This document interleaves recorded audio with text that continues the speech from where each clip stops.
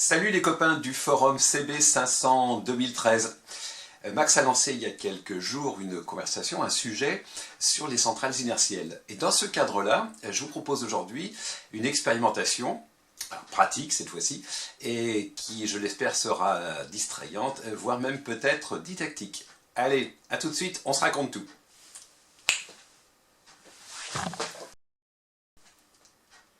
Voilà, donc Max a introduit le MEMS, le concept de MEMS, dans la conversation, et intéressé par le sujet, ne connaissant pas ce composant, j'ai fait des recherches sur Internet, comme tout le monde, et de site en site, de rebond en rebond, vous savez comment ça se passe, de vidéo YouTube en vidéo YouTube, eh bien j'ai découvert qu'il y avait des tas de gars qui se fabriquaient des centrales inertielles, ou des ébauches de centrales inertielles, à partir de MEMS, le capteur, et aussi de modules Arduino. Et là, Arduino, moi ça me parle, parce que dans mon autre loisir, qui est l'émission d'amateur, la radio d'amateur, des modules Arduino, alors des petits, tout petits, des micros, des nanos, on en consomme beaucoup, il y en a à peu près partout. Et il se trouve qu'il y a à peu près un an, peut-être un peu plus, pour m'initier au sujet Arduino, j'avais acheté un kit de développement. Et en fouillant ce kit de développement, je découvre, il y a 2 jours, que j'avais un MEMS dedans. Ça fait partie des choses qu'on expérimente dans le kit. Voilà, alors, ne partez pas. Il y a plein de mots comme ça un peu ésotériques qui viennent d'apparaître. Ne partez pas, ça s'arrête là. Maintenant, on passe à l'application pratique et amusante. A tout de suite.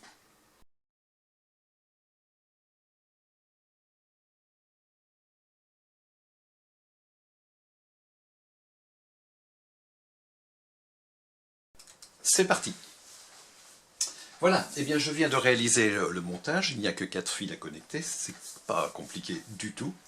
Et donc vous pouvez voir sur la fenêtre ici, donc l'accélération sur l'axe X, Y et Z. Vous notez que X est à 0, Y est à 0 et Z est à 1, c'est normal, le Z, donc le capteur Z de l'accéléromètre est bien aligné avec la gravité.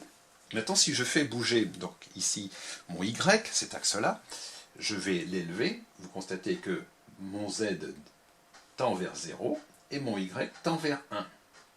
Et c'est tout à fait normal. Y se trouve maintenant aligné avec la gravité qui est verticale, alors que l'axe Z, lui, est perpendiculaire, il ne détecte plus rien. Sur le même principe,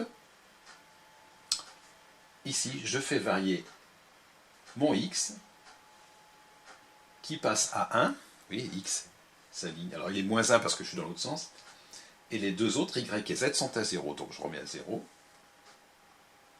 Et si je passe dans ce sens-là, je serai positif. Bon, on les trouve à 0,4. Il y a des variations parce que ce sont des composants vraiment à bas coût, à 1 euro le capteur, c'est pas cher quand même. Et puis, il y a du bruit, et puis il y a un offset qu'il faut régler, qu'il faudrait inclure dans le programme. Voilà, on va passer maintenant aux angles. A tout de suite. Voilà, nous sommes maintenant sur les angles. Donc les angles sont le produit d'un calcul, à part dérivé des données d'accélération, de rotation, de vitesse angulaire. Bon, peu importe, regardons le résultat, c'est ça qui nous importe. Alors, c'est le même principe, à quelque chose près.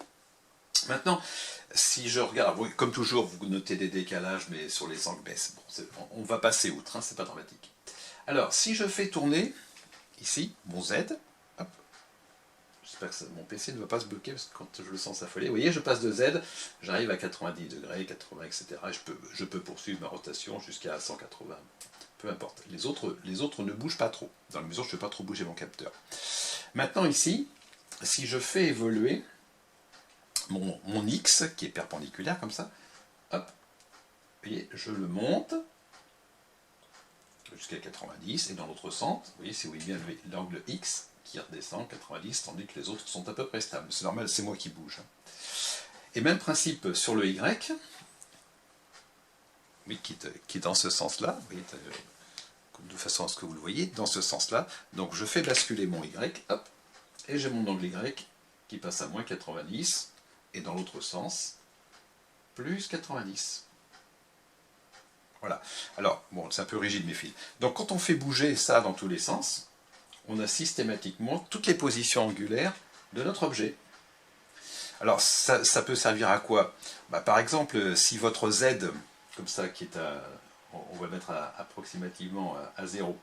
Si votre Z évolue et vous êtes à 0, et d'un seul coup ça fait ça, vous avez 30 ou 40 degrés de variation instantanée dans un temps très court, on pourrait penser que votre roue arrière vient de perdre de l'adhérence. Donc il faudrait avoir une action sur l'injection en particulier pour couper les gaz, ou la puissance, ou le couple.